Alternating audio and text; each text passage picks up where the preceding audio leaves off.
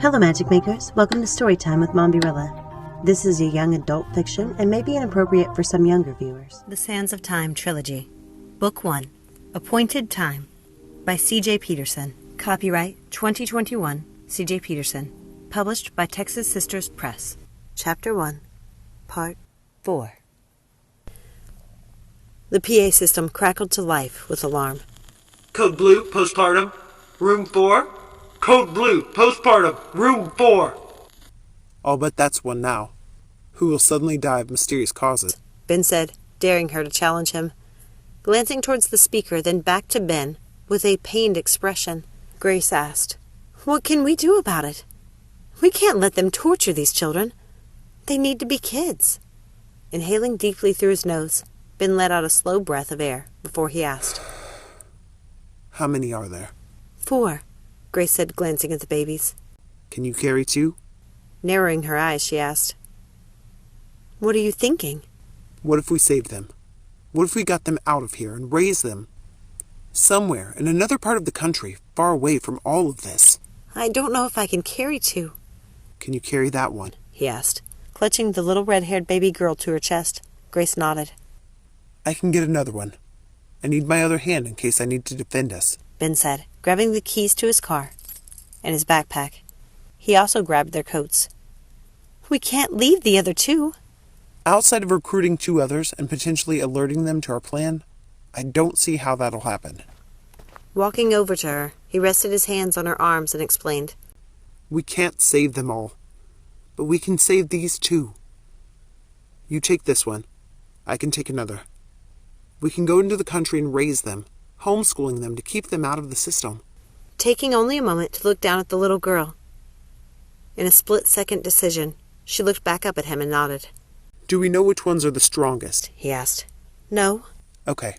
This is the other one, who lost his mother shortly after delivery, he said, looking down at a boy, 2 days older than the little girl Hope held. He looks strong. The other 2 look strong as well. They may endure. "What if they don't?" Then we've at least saved these 2. Ben said, and then scooped up the sleeping little boy. Ready? We're going to have to be sneaky. Keep to the stairwells. "Got it," Grace said, resolved to protect the little girl. "It's okay, little Holly. We'll protect you and get you out of here. You too, little Blake," she said, kissing his tiny head. Ben reminded her. It could be a very short trip if we're not careful. "Then let's be careful. We have little lives counting on us." Agreed. Let's go. The pair left the nursery, heading directly for the stairwell. Running down the rarely used stairwells, Grace prayed no one would use the stairs until they were gone. "How are we going to get out of the front door?" she asked. Ben opened the door to the first level. We're not. Looking both ways, he pulled her by her arm towards the cafeteria. A security officer stopped the pair. Where are you taking those 2? We're taking them for testing for Professor Roth, Ben explained. He wants a CT scan on them. The security officer raised an eyebrow. With your coats and bags? We're dropping them off before we leave for the day. Ben explained. That way the next nurse on shift only have to come pick them up when they're ready. Why aren't they in cribs? The security officer demanded. Confidently stepping forward, Grace explained. "They'll be in cribs all of their lives. Both of these 2 lost their mothers during delivery. A little human touch at such a young age is encouraged, especially since they'll probably spend most of their young lives here. They need the physical contact for healthy development. Now, unless you'd like to explain to Professor Roth as to why these 2 were late in getting a CT scan completed, then I suggest you let us pass." "Would you like to scan our badges?" she asked, pushing hers forward, careful to cover her name. When he shook his head, she put it back in her pocket. She then picked up the bracelet around the little girl's foot. "What about theirs? Would you like to scan theirs?" No, I'm good. The security officer waved them off. Frankly, Professor Roth scares me. Fear's a healthy thing when it comes to the professor, Ben said, pushing past the security officer, heading down the hall towards radiology. Grace followed suit, not sure how they were going to get out now. When they were out of earshot, Ben pulled Grace into an alcove. Okay, we need to head back down there and out to the kitchen. That's the only door not monitored. How do you know? I sometimes have to sneak in a little late. He blushed. Sandra and admin told me how. Do I want to know? He shook his head. No, not really. All right, she sighed. So, how are we going to get them out? They're sleeping. If they stay asleep, I have an idea, he said, glancing at a cart down the hall with metal doors. You can't be serious, Grace said, appalled. You want us to stick them in a dietary cart? We have to. Come on. This is how we're going to get them out. She huffed. Fine. I cannot believe we're sticking newborns into a dining cart. Shut up, Ben hissed, grabbing her arm. He ushered her over to the cart and opened the doors. Stay quiet, please, Grace said, kissing the little girl's head before she slid her into the metal pan in the cart. Stay asleep, little guy, Ben said, then set the baby into a metal pan inside the cart as well. Now, he said, closing the doors. Let's go. Both talking like nothing was going on, the pair slowly walked the cart like they knew what they were doing. They headed into the kitchen towards the back.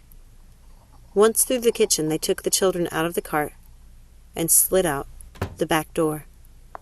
Where are you parked? Grace asked, tucking the baby under her coat, as they walked briskly into the parking lot.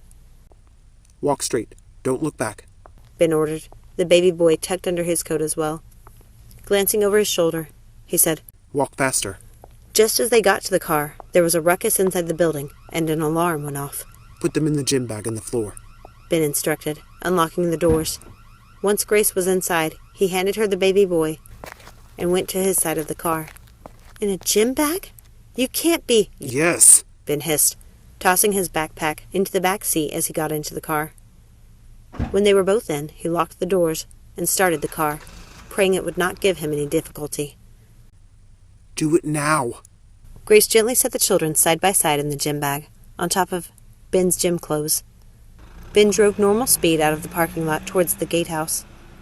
Grace had the bag tucked under her legs, with her coat draped over her legs so she would not have to close the bag, but it was still hidden. What's going on? Ben asked the guard, who suddenly appeared at the exit gate, where he was normally posted only at the entrance. Something about missing kids. You two don't have any babies in there, do you? The guard asked, glancing into the vehicle. Both laughed. Why would we have babies in here? Ben asked. There are two missing. So they're having us check everyone leaving. He explained. We work with them all day. The volume is deafening. Ben said. Trust me, we need the break. I mean, honestly. Does it sound like we have babies in here? No, true. Just do me a favor and pop the trunk. Sure, Ben said, pulling the lever to open the trunk. The officer glanced around the trunk before closing it. Okay. Thank you. Have a good day. The security waved him through, while he lifted the security gate arm. As they pulled away, the facility went into lockdown, alarms blaring loudly.